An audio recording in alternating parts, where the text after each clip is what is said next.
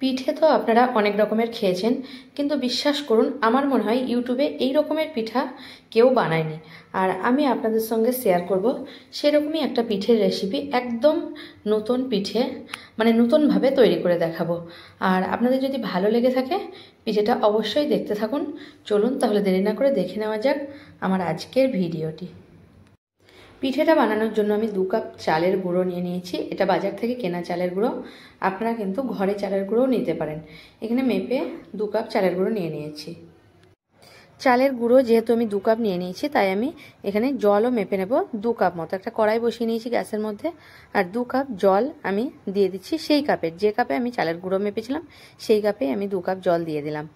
আর আপনারা যে কোনো জায়গায় মাপলে সেই রকমই মাপ নেবেন। এখানে হাফ চামচ মতো লবণ দিয়ে দিলাম। আর জলটা হালকা উষ্ণ গরম হয়ে এসছে, তখন কিন্তু চালের গুঁড়োটা এর মধ্যে দিয়ে দিলাম। চালের গুঁড়োটা দিয়ে 1-2 মিনিট আমি লো ফ্লেমে রেখে ঢাকা দিয়ে এটাকে এইভাবেই রেখে দেবো, মানে 2-1 মিনিট। 2-1 মিনিট এভাবে ঢাকা দিয়ে আমি রেখে দিচ্ছি। তারপর আমি খুলে দেখাচ্ছি। এবারে খোলার পরে আমি ভালোভাবে মাখিয়ে নেব চালের গুঁড়োটাকে খুন্তির সাহায্যে, এভাবে মাখিয়ে নিচ্ছি।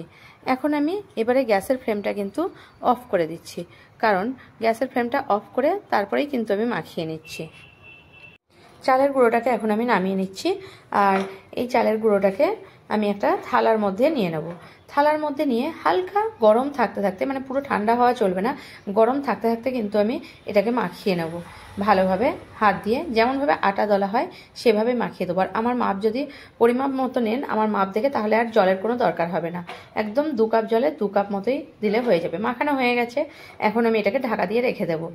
আর ঢাকা দিয়ে রেখে দেওয়ার পর দেখাচ্ছি, এখানে আলু নিয়ে নিয়েছি, সেদ্ধ আলু কয়েক টুকরো।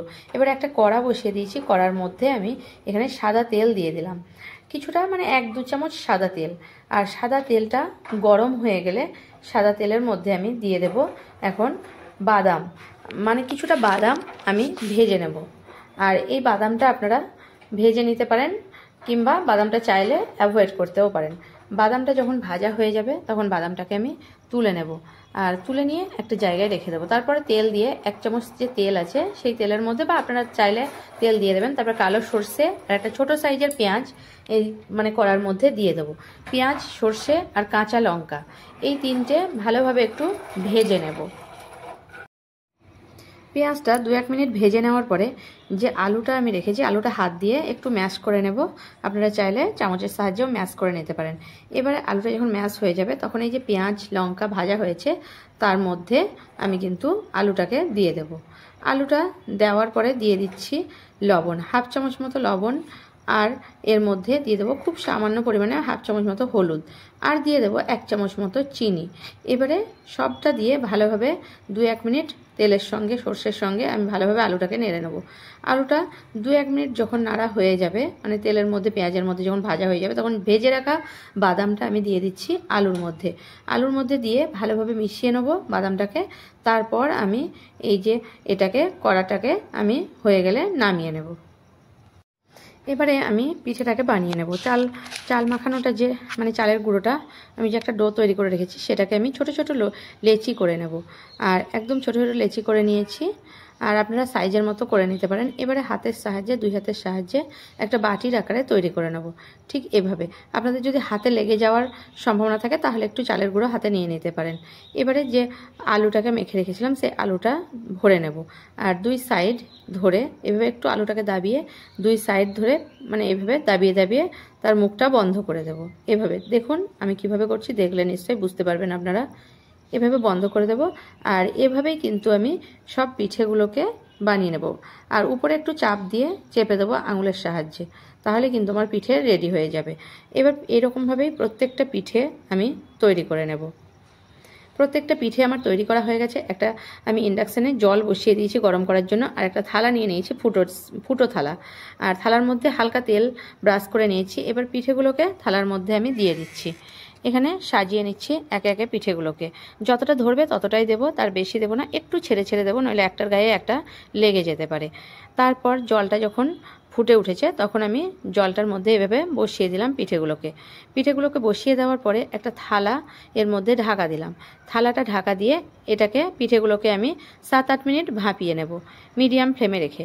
তারপর 7-8 মিনিট পরে আমি দেখাচ্ছি, খুলে দেখাচ্ছি। দেখুন পিঠেগুলো কিন্তু আমার হয়ে গেছে।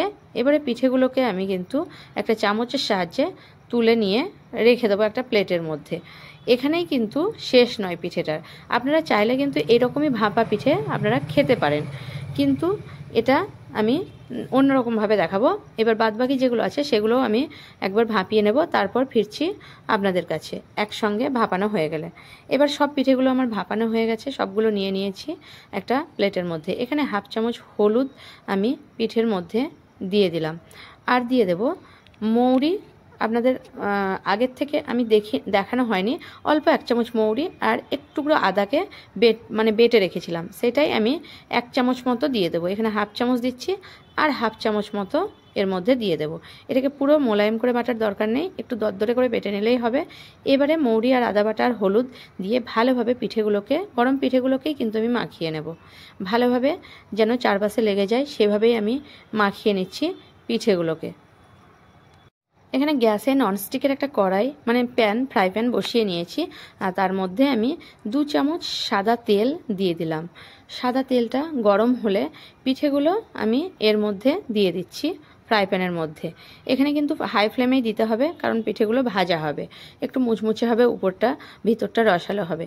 এবারে সবগুলো দেওয়ার পরে 2-1 মিনিট থাকার পরে পিঠেগুলোকে আমি একটু একটু করে উল্টে নেব, এপিট ওপিট করে শ্যালো ফ্রাই করে নেব পিঠেগুলোকে। তারপর আমি শ্যালো ফ্রাই হয়ে গেলে নামিয়ে নেব। এখানে 2 থেকে 3 মিনিট লাগবে আমার পিঠেগুলো ভাজতে। আপনারা দেখবেন যখন একটু গোল্ডেন কালার হয়ে আসবে পিঠেগুলো, তখন কিন্তু আপনারা পিঠেগুলোকে নামিয়ে নেবেন, তাহলে বুঝতে পারবেন পিঠেগুলো হয়ে গেছে। দেখুন হালকা হালকা গোল্ডেন কালার এসে গেছে, আমি দেখাচ্ছি। ঠিক 1-2 বার এইভাবে উল্টাতে থাকবো আমি পিঠেগুলোকে। এখন আমার পিঠেগুলো ভাজা হয়ে গেছে। এবার আমি পিঠেগুলোকে নামিয়ে নেব ফ্রাই প্যান থেকে, একটা প্লেটের মধ্যে একে একে নামিয়ে নেব। আর এই গরম অবস্থাতেই পিঠেগুলো খেতে কিন্তু খুব ভালো লাগে। আপনারা এই গরম অবস্থাতেই কাউকে যদি আপনারা খাওয়াবেন, তাহলে এই গরম অবস্থাতেই দেবেন, দেখবেন পিঠেগুলো ফুলেও গেছে তেলে ভাজার সময়। আর দেখছেন তো কতটা সুন্দর হয়েছে।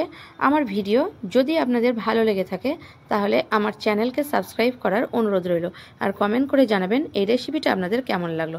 যদি ভালো লেগে থাকে তাহলে একটা লাইক করতে ভুলবেন না, আর প্রচুর প্রচুর শেয়ার করবেন। দেখুন পিঠেগুলো কতটা সুন্দর হয়েছে, দেখেই যেন মনে হচ্ছে খাওয়ার জন্য একদম রেডি। আর আজকের মতো এখানেই আমি শেষ করলাম।